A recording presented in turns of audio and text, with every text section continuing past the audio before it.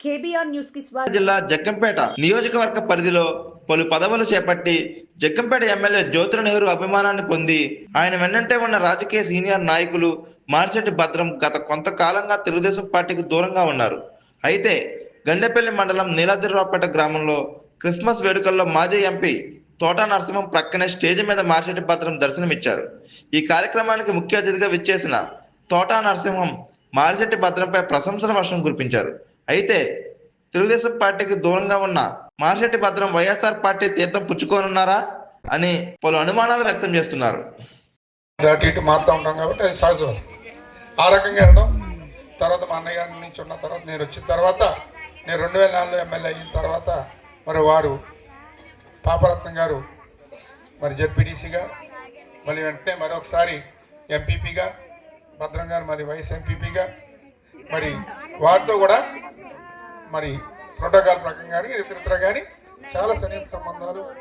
నేను ఎమ్మెల్యేగా మంత్రిగా ఉన్న టైంలో మేము కలిసే ఉండేవాళ్ళం. ఆ పార్టీ ఈ పార్టీ అని కాదు, వేరే వేరే పార్టీలైనా సరే ఒకే పార్టీగా చేయడం. నేను కూడా మరి ఆ పార్టీ వారు కదా ఇంకోటి అని కాకుండా ప్రోటోకాల్ ప్రకారం ముందు మొట్టమొదటి కొబ్బరికాయ వాళ్ళతో కొట్టించుకోండి. ఆ ఎంపీపీ రావచ్చు, జడ్పీటీసీ అవ్వచ్చు, మరి భద్రం గారితో కానీ వారితో కొట్టించుకోండి. అప్పుడు తాండ్రోతు రామారావు గారు ఆయన జడ్పీటీసీగా కూడా ఉండేవారు. మేమందరూ కూడా ఒకే పార్టీగా ఉండేది. ఎవరికైనా కనపడితే అంత ఇదిగా అంత అభిమానంతో ఉండేవాళ్ళం అప్పట్లో భద్రం గారు మేమంతా కూడా. మరి భద్రం గారు కూడా జగ్గంపేట పరిమితమైన వ్యక్తి కాదు, ఆయన జగ్గంపేట మండలానికే పరిమితమైన వ్యక్తి. మండలంలో ప్రతి గ్రామంలోనూ కూడా భద్రం గారికి తెలియనటువంటి వారు ఎవరు ఉండరు. అనేక మంది అనేక కార్యక్రమాలు చేసిన వ్యక్తి ఆయన. అంటే అందుబాటులో ఉండేటువంటి వ్యక్తి. భద్రం గారిని పట్టుకోవాలంటే ఎక్కడికి వెళ్ళక్కర్వద్దు. జగ్గంపేట సెంటర్లో ఉంటే ఆయన ఎవరు ఫోన్ చేసినా సరే 5 నిమిషాల్లో ఎక్కడికైనా వస్తాడు. ఏ ఆఫీస్కైనా రాగలడు, ఎవరితోటైనా మాట్లాడగలడు. అటువంటి అనుభవం ఉన్నటువంటి వ్యక్తి మరి భద్రం గారు.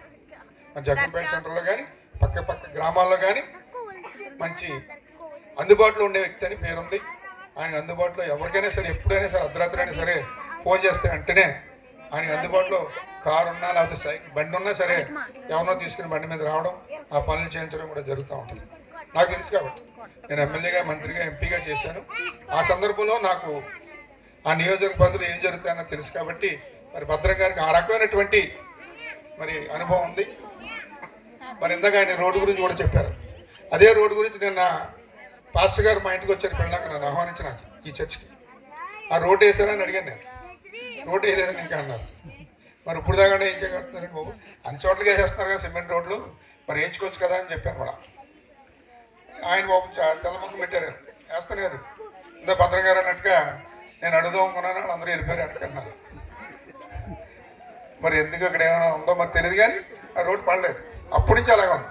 నేను ఇప్పుడు 7-8 సంవత్సరాల క్రితం వచ్చినప్పుడు ఎలాగ ఉందో ఇప్పటికీ అలాగే ఉంది.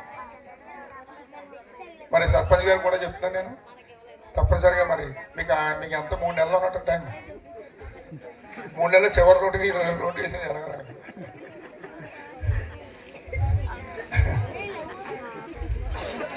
డబ్బుల తర్వాత వస్తుంది పెట్టారా? లాస్ట్ రోడ్ ఇదే అవ్వాలి నీ పీరియడ్లో వచ్చిందా? తొందరగా ఏం చేస్తే వచ్చి క్రిస్మస్కి మంచి తార్ రోడ్డు సిమెంట్ రోడ్డు మీద అందరూ రావాలి. అర్థమైందా?